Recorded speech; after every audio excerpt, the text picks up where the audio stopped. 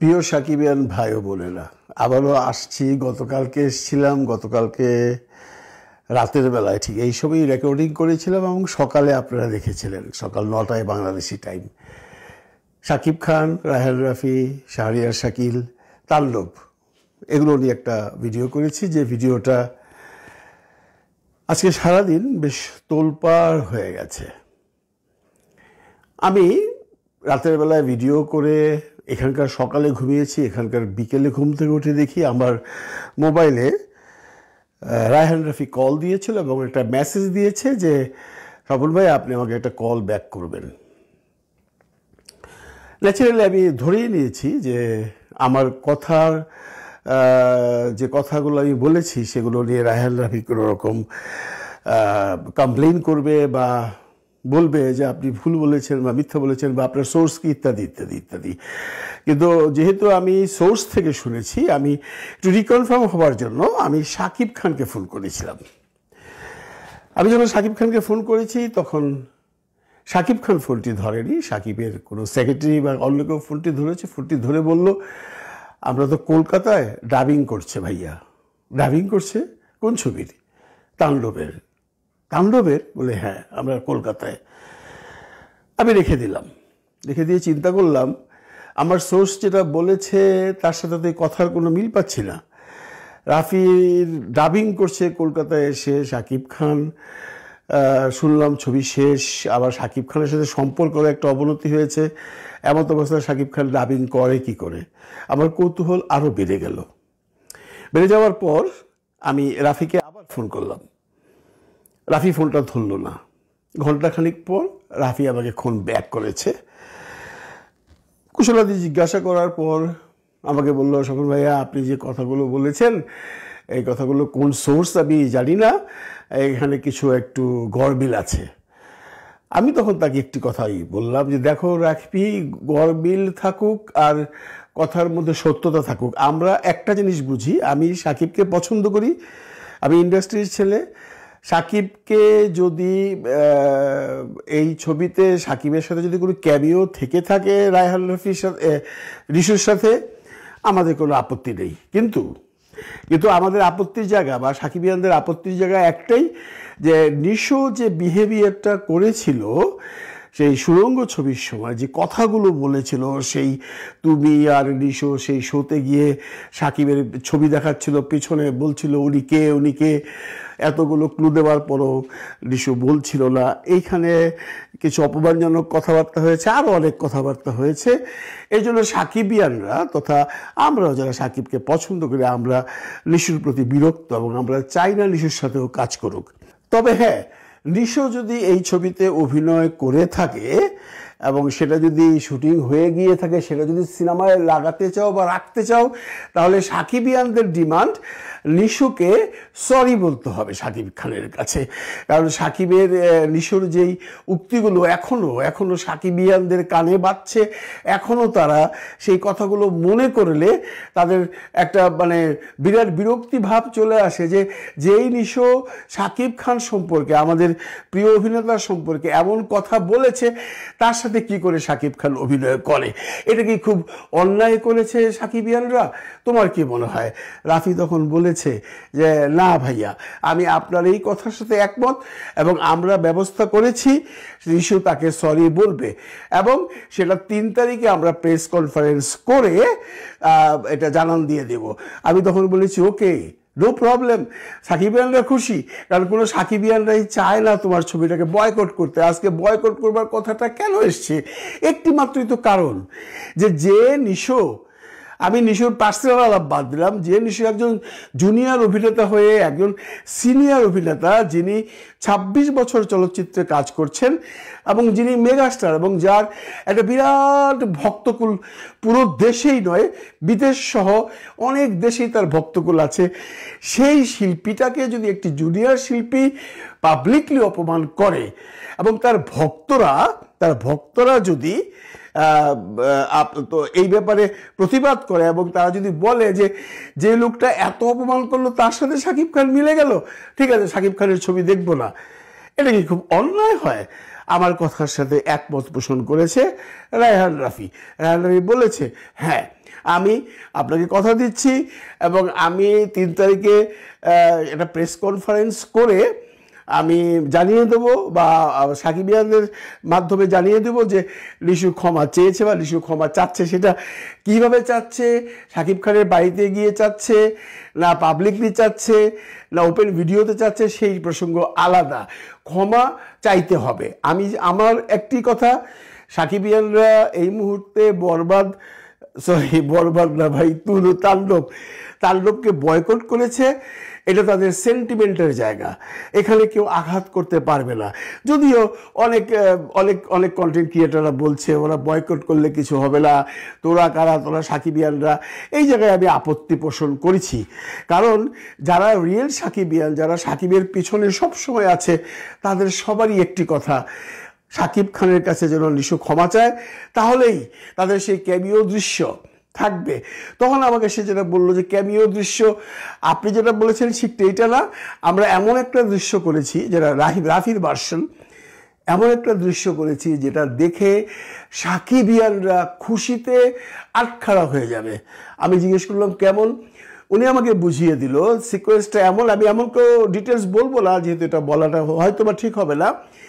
এমন একটা দৃশ্য যে সাকিব খান অন স্ক্রিন নিশুকে বেশ তুচ্ছ তাচ্ছিল্য করে কথা বলছে এবং তাকে অপমানজনক কথাবার্তা বলছে। এটা ছবির শেষে নাকি সেটা বললো আমাকে, সত্য মিথ্যা জানি না। তো আমি বললাম যত কিছুই হোক, যদি এটা হয়ে থাকে সাকিবিয়ানরা হয়তো সিনেমা হলে সেই দৃশ্যটাকে লুফে নেবে, কিন্তু সিনেমা হলে যাবার আগে যারা সিনেমা দেখতে চায় তাদের মনে যে দুঃখটা আছে যে সাকিবিয়ানের কাছে যদি ক্ষমা না চায়, সাকিবের কাছে যদি ক্ষমা না চায়, তাহলে তারা বয়কট করবে। এবং বয়কটের আলামত তুমি হয়তো দেখতে পাচ্ছ যে তোমার সেই টাইটেল ট্র্যাক কী পরিমাণ ভিউ হয়েছে। সে আমার কথার সাথে এগ্রি হয়েছে। রায়হান রাফি আমাকে কথায় কথায় এটা বোঝাতে চাইছে যে সাকিবের সাথে তার কোনো প্রবলেম নাই, এবং এটা আমি বুঝতে সক্ষম হয়েছে। যদি প্রবলেমই থাকতো তাহলে তো আর সে কলকাতায় ডাবিং করতে যেত না। তার মানে তাদের মধ্যে এই ধরনের আলোচনা হয়েছে যে সাকিব খান এই জায়গায় একমত হয়েছে যে নিশো যদি ক্ষমা চায় তাহলে এই দৃশ্য থাকবে, নিশো যদি ক্ষমা না চায় তাহলে এই দৃশ্য থাকবে না। এবং রাফি আমাকে যেটা বলেছে যে এই দৃশ্য যদি কোনো কারণে নাও থাকে তাহলেও ছবির কোনো ক্ষতি হবে না, থাকলে ভালো হবে। কারণ দৃশ্যটি এমনভাবে চিত্রায়িত করেছি আমি যে এই দৃশ্যটি দেখার পর সাকিবিয়ানরা যার পর নাই খুশি হবে। দৃশ্যের বর্ণনা আমি দিলাম না, আমি বললাম সেগুলো তো পরের কথা রাফি, প্রথমত ক্ষমা চাইতে হবে। উনি তখন বললেন যে ক্ষমা চাইবে এবং 3 তারিখে আমরা যে সংবাদ সম্মেলন করব ওখানে সমস্ত ব্যাপারগুলো ক্লিয়ার হয়ে যাবে। আমি বললাম ওয়েল, নো প্রবলেম, তাহলে তার কোনো আলোচনাই নেই। 3 তারিখ পর্যন্ত অপেক্ষা করবে, এর মধ্যে তুমি তোমার প্রমোশন করতে পারো। কারণ সাকিবিয়ানরা আমার কথা শুনে যে মন খারাপ করেছে গতকালকে ভিডিও দেখে যে সাকিব খানকে একটা ট্র্যাপে ফেলানো হয়েছে, সেখান থেকে আমাদের এখন বেরিয়ে আসতে হবে। কারণ সাকিব খান যদি ট্র্যাপেই থাকে তাহলে কি কলকাতায় যাবে, এই প্রশ্নটা কিন্তু থেকেই যায়। এনিওয়ে তুমি তোমার যে প্রমোশন দেবার সেটা তো প্রমোশন না দেবার জন্য অনেকেই মন খারাপ। তখন উনি বললেন আমি যদি এই মুহূর্তে প্রমোশন দিই যেখানে বয়কট ডাকটা উঠেছে সেখানে কতটুকু রিসিপশন পাবো, কারণ আমি তো টাইটেল ট্র্যাকে ওইরকম রিসিপশন পাইনি। আমি বললাম তাহলে তুমি কি করবে, তুমি ভাবতেই পারো, তুমি যদি মনে করো 3 তারিখের পর ব্যাপারটা মিটিয়ে দেবে তাহলে ভালো, তাহলে আরও বলো 3, 4, 5, 6 3 দিন ভালো পাবলিসিটি করতে পারবে। এটা তোমার ব্যাপার, এটা তোমার ডিসিশন, তুমি ভাই ছবির ডিরেক্টর, তুমি যেটা ভালো মনে করো সেটাই করো। কিন্তু আমি অ্যাজ এ সাকিব ফ্যান বা সাকিবিয়ানরা অ্যাজ এ সাকিবিয়ানরা তারা একটা জিনিসই চায়, নিশুর এই দৃশ্য থাকতে হলে নিশুকে ক্ষমা চাইতে হবে। এবং রাফি সেই জায়গায় একমত। আমি ওর একটু ভয়েস রেকর্ডিং শোনাই, তাহলেই আপনারা বুঝতে পারবেন। যে অন্যায়টা করছে তাকে সরি বলতে হবে, সেটা জনসম্মুখে হোক আর ভাইয়ার কাছে হোক। এটা নিয়ে আমার এবং ভাইয়ার কারোর মধ্যে দ্বিমত নাই, মানে এটা নিয়ে কোনো দ্বিমত নাই। আজকে আপনি আপনার সিনিয়র, আমি আপনার সাথে অসম্মান করে কথা বলি, আমাকে ফোন দিয়ে বলতে হবে সোহম ভাই আমি সরি, আমি আপনার সাথে ভুল করছি। এটা বললে আমি ছোট হয়ে যাবো। এই কথাটা সে রিপিটেডলি বলেছে। এটা তো এখানে বলেছে তার মানে এটা যদি হয়, নিশো যদি ক্ষমা চায়, তারপর আমাদের কারোরই কোনো রকম দুঃখ, রাগ, অভিমান থাকা উচিত নয়। এরপর আর কি বলছে দেখেন। আপনি বড় ভাই সাথে আপনি এটা সর্ট আউট করেন, সবাই আপনাকে চিনে দিতে পারি, কারণ আপনি আমার বড় ভাই। আপনাকে কিন্তু ইউটিউবার হিসেবে ফোন দিইনি, আপনি আমার বড় ভাই, আপনি ডিরেক্টর ছিলেন, আপনাকে আমি ফোন দিই। আসলে কি এমন কিছু হচ্ছে? আমি তো বলবো না এমন কিছু হচ্ছে না। নিশু সরি বললে কাজ করবে, সাকিব খান যদি চায় তাহলে হবে, সাকিব খান যদি না চায় হবে না। এটা সাকিব খানের cinema, main hero Shakib Khan. Shakib খানকে টপকে তো আসলে আমি কি হবে, আমি কি এত বোকা যে সিনেমা রিলিজ করে দিব কিছু হবে না? এটা কি ভাই, আমি এত বোকা ডিরেক্টর না। রাবি আমার প্রপোজাল একটাই, আমার আপনার কাছে রিকোয়েস্ট একটাই, আপনি সামহাউ ওকে দিয়ে সাকিবের, আপনি সাকিব আর ওই থাকেন না। তো অনেক কথা হয়েছে, আমি এইটুক মাত্র শোনালাম এই জন্য যে বিশ্বাস করবার জন্য যে রায়হান রাফির সাথে আমার যে এই প্রায় 40 মিনিটের আলাপচারিতা, সেখানে অনেক কথা উঠে এসছে, সেগুলো এখন এখানে বলে লাভ নেই। আমি যেটা চেয়েছিলাম আমি সেই জায়গায় হয়তো বা সাকসেস, কারণ আমরা সবাই চাচ্ছি, মানে সাকিবিয়ানরা সবাই চাচ্ছে নিশোকে যদি রাখতেই হয় ছবিতে, সেটা যত ভালো ছবি হোক, যত খারাপ ছবি হোক, যত ছোট দৃশ্যই হোক, যত বড় দৃশ্যই হোক, যতটাই সিকোয়েন্সে সাকিবের অনুকূল্যে হোক, যতটাই সিকোয়েন্সে সাকিবের নিশোকে ছোট করে হোক, কোনো কিছুই সাকিবিয়ানরা শুনতে রাজি নয়। সাকিবিয়ানরা তখনই শুনতে রাজি যখন নিশো ক্ষমা চাইবে। এখানে রায়হান রাফি স্পষ্টত বলে দিয়েছে যে আমি কথা দিচ্ছি নিশো ক্ষমা চাইবে এবং সাকিব খান যা চাইবে তাই হবে। সুতরাং আমার মনে হয় এরপর আমরা এই আগামী দুদিন এই বয়কট নিয়ে আলোচনা না করি। আমার রিকোয়েস্ট যে সাকিবিয়ানরা আছো ভাই, তোমরা ছোট ভাই যারা বিভিন্ন ভিডিও বানাও, যারা কমেন্টস করো, যারা শেয়ার করো, তাদের কাছে একটা বিনীত অনুরোধ, যেহেতু 3 তারিখ অবধি রায়হান রাফি একটা সময় চেয়েছে, 3 তারিখ হতে আর বেশি দিন নাই, এর মধ্যে আমার মনে হয় তাণ্ডবের কোনো নেগেটিভ আলোচনা যদি না করি তাহলে ছবিটির জন্য মঙ্গল হবে। আমাদের দিন শেষে একটা কথাই মনে রাখতে হবে, যে কোনো অবস্থায় ছবিটির জন্য ক্ষতি না হয়। ইন্ডাস্ট্রি এখন খুব দুর্দিন পার করছে, আপনারা সবাই জানেন। এই দুর্দিনে যদি এই সময় একটা ছবি, এত বড় একটা ছবি, এত হাইপের একটা ছবি, রায়হান রাফির মতো এত বড় ডিরেক্টরের একজন ছবি, বা সাকিব খানের একটা ড্রিম পিকচার, এইটা যদি কোনো কারণে সাকিবিয়ানদের রাগের বশবর্তী হয়ে ব্যবসায় ঘাটতি হয়, তাহলে এই ক্ষতিটা বোধহয় সবারই হবে। আমি যেটা বলতে চাচ্ছি যে রাফির সাথে কথা বলে আরও অনেক কিছুই জেনেছি। রাফি, অনেকেই বলছেন যে রাফি ওসিয়তের পাবলিসিটি করার জন্য একটা প্রোমো সিন ওখানে লাগিয়েছে, এটা রাফি অস্বীকার করেছে। আসলে আমারও তাই মনে হয়, প্রোমো সিন কেন লাগাবে ওখানটায়? এটা এই ছবির দৃশ্য, এটা এই জন্য করেছে যে রাফির কথা হলো, আমি যদি এইটা এখন সাকিবের সাথে যুদ্ধ করে সাকিব নিশু ক্ষমাও চাইলো না, আমি ছবিতে রেখে দেই, তাহলে আমার সামনে যে প্রজেক্টগুলো আছে সেগুলো বন্ধ হয়ে যাবে।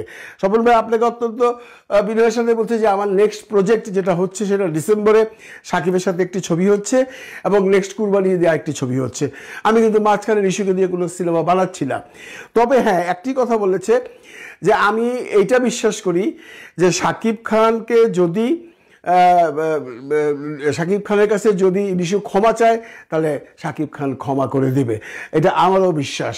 রাফি বলতে চাচ্ছে আমি সাকিবের সাথে নিশুর জন্য কোনো ক্ল্যাশে যাব না, এই জন্য যে আমার সাথে তার 2টি প্রজেক্ট আছে সামনে।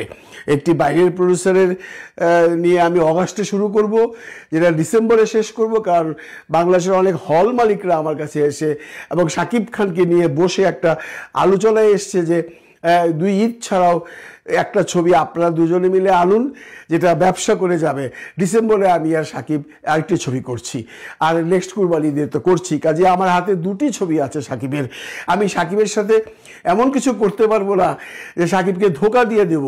আমাকে সে একটু ব্লেম দিয়ে বলল যে আপনি যে বললেন এরা কিছুই করবে না, এইভাবেই ছবি চালাবে, সেইখান থেকে আপনাকে আমি প্রমিস করছি এইটা হবে না।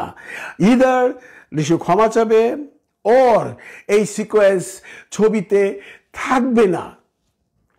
আমার মনে হয় আমার এই কথা শুনে সাকিবিয়ানরা একটু হলেও আশ্বস্ত হয়েছেন। আমার বিনীত অনুরোধ সাকিবিয়ানদের কাছে এবং সাকিব খানকে নিয়ে যারা কন্টেন্ট তৈরি করেন তাদের কাছে যে আমরা